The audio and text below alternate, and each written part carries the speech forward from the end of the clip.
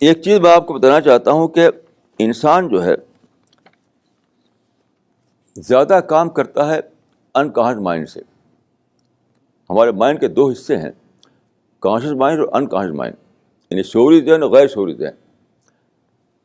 تو ہم بہت تھوڑا کام کرتے ہیں کانشیس مائنڈ سے، زیادہ کام کرتے ہیں انکانشیس مائنڈ سے. انکانشیس مائنڈ سے ہم کرتے ہیں اسی کو ہم عادت کہتے ہیں. عادت جیسے فرض کی ایک انڈسپلن جو میں نے کہا آپ سے، آج آپ نے تھوڑا سا انڈسپلن کیا اور اس کو روکا نہیں، یعنی اپنے کانشیس مائنڈ کو ایکٹیو کر کے روکا نہیں، کل پھر کر دیں گے آپ. تو کل آپ نے روکا نہیں کانشیس مائنڈ کو ایکٹیو کر کے، تو کیا ہوگا؟ انڈسپلن آپ کی عادت بن جائے گی. اب ہیبیچول وے میں کرنے لگے آپ، ہیبیچول وے میں. عادت کا مطلب ہے آٹومیٹک طور پر ہونے لگنا، اور یعنی اس کی برائی محسوس نہ ہونا. کتنی بھیانک یہ چیز ہے انسان کے لیے کہ اگر آپ ایک غلطی کرتے ہیں تو انسٹنٹلی آپ کو یہ چاہیے کہ اپنے کانشیس مائنڈ کو ایکٹیو کریں، اس سے اپنے کو بچائیں. ورنہ کیا ہوگا؟ کل پرسوں نرسوں وہ ہیبٹ بن جائے گی. آپ کی ہیبٹ بن گئی تو آپ کا کانشیس مائنڈ نہیں بتائے گا کہ یہ برا ہے، کیونکہ وہ تو آٹومیٹک کرتے رہیں گے آپ. اسی کا نام ہے ہیبٹ، عادت. اس بات سمجھ لیجیے کہ عادت کس چیز کا نام ہے. عادت نام ہے کہ ٹائم پر اپنی کمزوری کو چیک نہ کرنا اور اس کو رہنے دینا.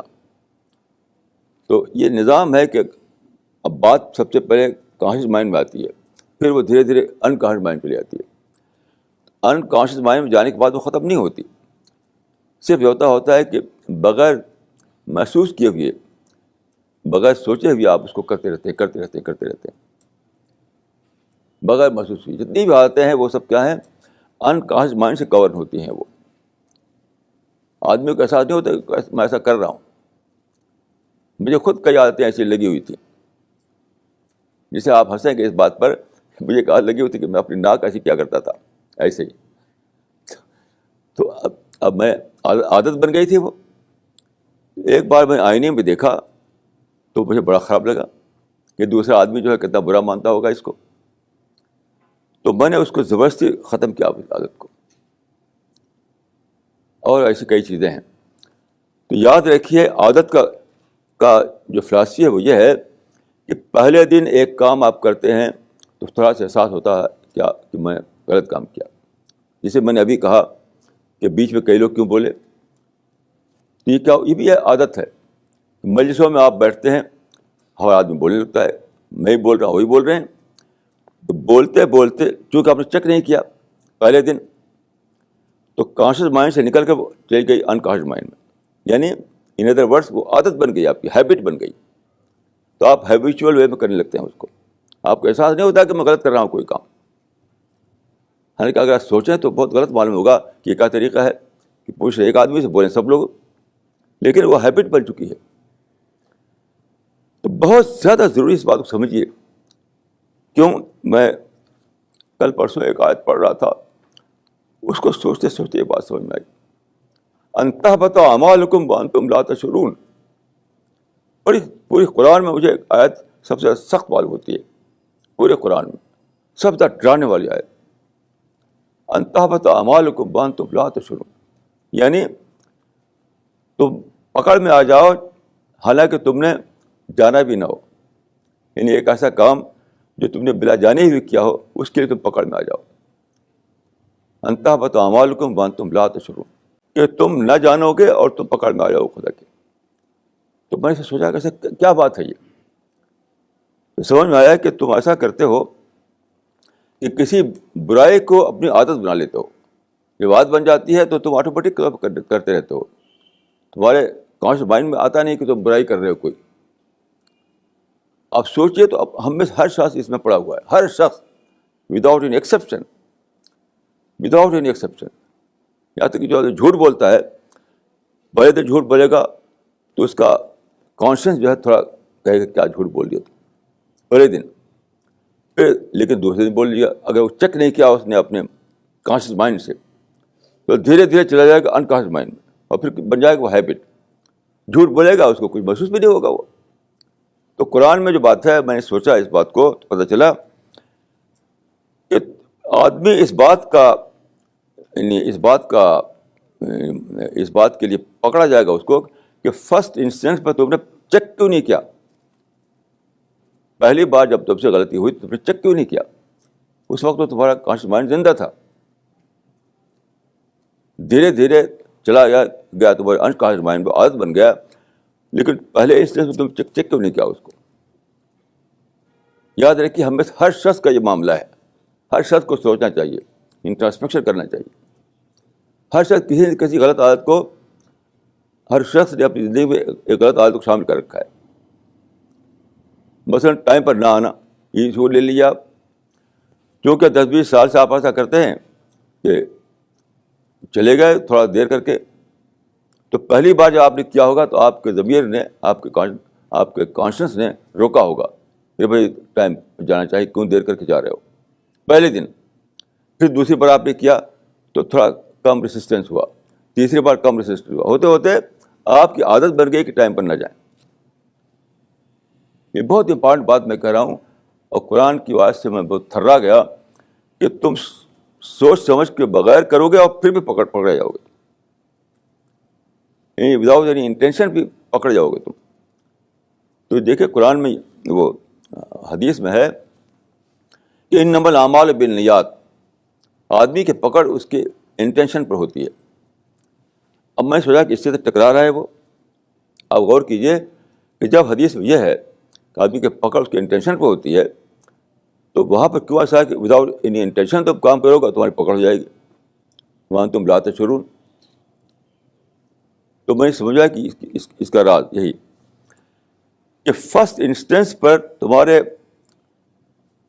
تم نے اس کو انٹینشنلی کیا, فرسٹ انسٹنس, اور تمہارے کانشیس میں تم کو بتایا, تمہارے ضمیر نے, تمہارے شعور نے تم کو بتایا, لیکن تم نے اگنور کیا, اس کو اگنور کیا.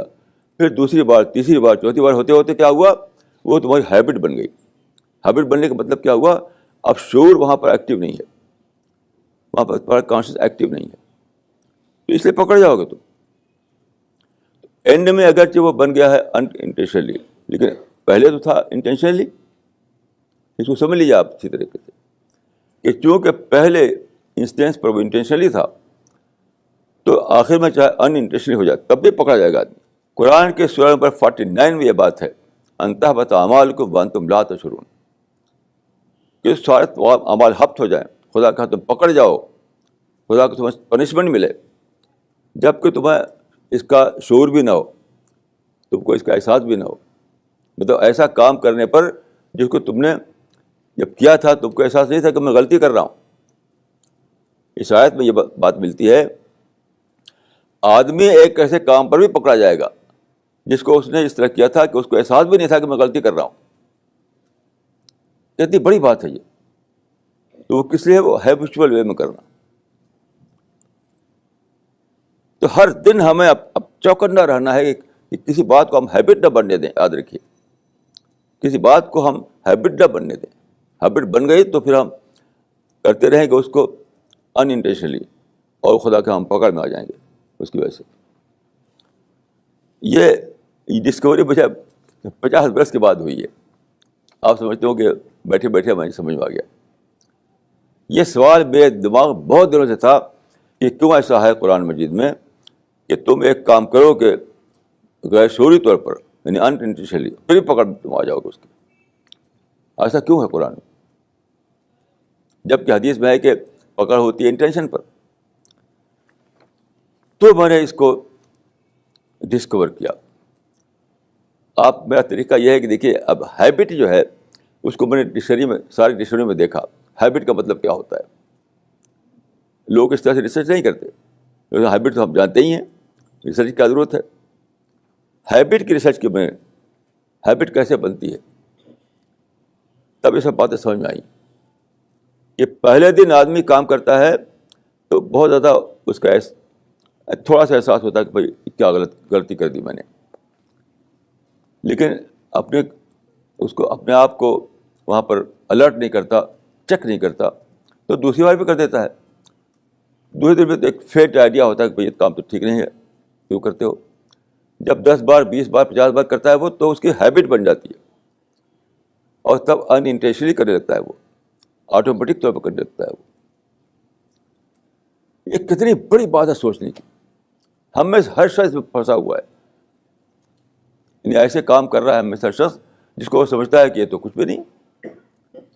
پھر مجھے یاد آیا کہ ایک حدیث ہے, ایک صحابی کہتے ہیں کہ تم لوگ کچھ کام کرتے ہو جس کو تم چھوٹا سمجھتے ہو, وہ کنّا نعدھم من الموبقات فی زمن رسول اللہ صلی اللہ علیہ وسلم. ہم رسول اللہ کے زمانے میں اس کو سمجھتے تھے کہ ہم ایسا کر کے ہم ہلاک ہو جائیں گے, ہم ختم ہو جائیں گے, ہم ڈسٹرائے ہو جائیں گے, اپنے کو کل کر لیں گے. وہاں بھی یہی معاملہ ہے کہ وہ جو چھوٹی بات سمجھ رہے ہیں وہ اس لیے سمجھ رہے ہیں کہ کرتے کرتے وہ عادی بن گئے, کرتے کرتے عادی بن گئے. تو کرتے کرتے کسی کو عادی بن جانا کسی بات کا, یہ بہت برا ہے. یہ اپنی عادت کو سمجھیے, اپنی عادت کو کنٹرول کیجیے, اپنی عادت کو ری ایگزامن کیجیے, کیونکہ پکڑ میں آ جائیں گے ہم اپنی عادت پر. یہ بات میری سمجھ میں آئی ابھی حال میں, جو میں سمجھتا ہوں کہ بہت ہی امپورٹنٹ بات ہے.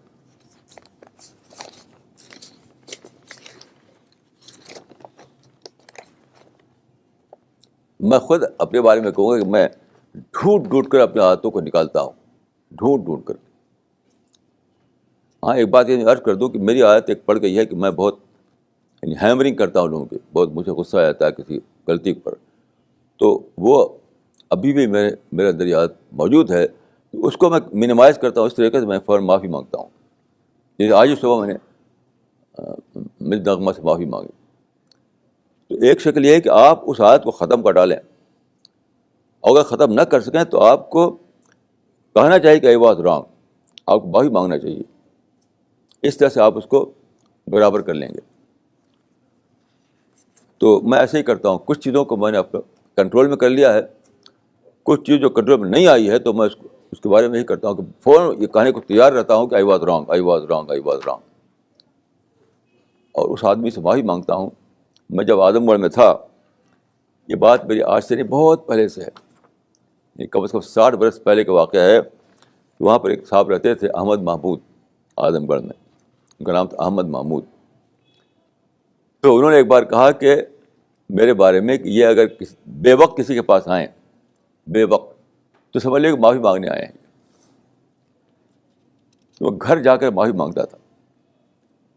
زیادہ تر اسی بات ہوتی, میں غصہ ہو گیا, سخت کہہ دیا, سخت بات بول میری منہ سے نکل گئی. ایک بار تو ایسا ہوا کہ میں نے کسی سے کہہ دیا کہ دنیا کے کتے, تم دنیا کے کتے ہو. اب اس کے بعد وہ چلا گیا آدمی, اتنا رویا میں, اتنا رویا میں. اس سے جا کر معافی مانگی, اس کا پاؤں پکڑا.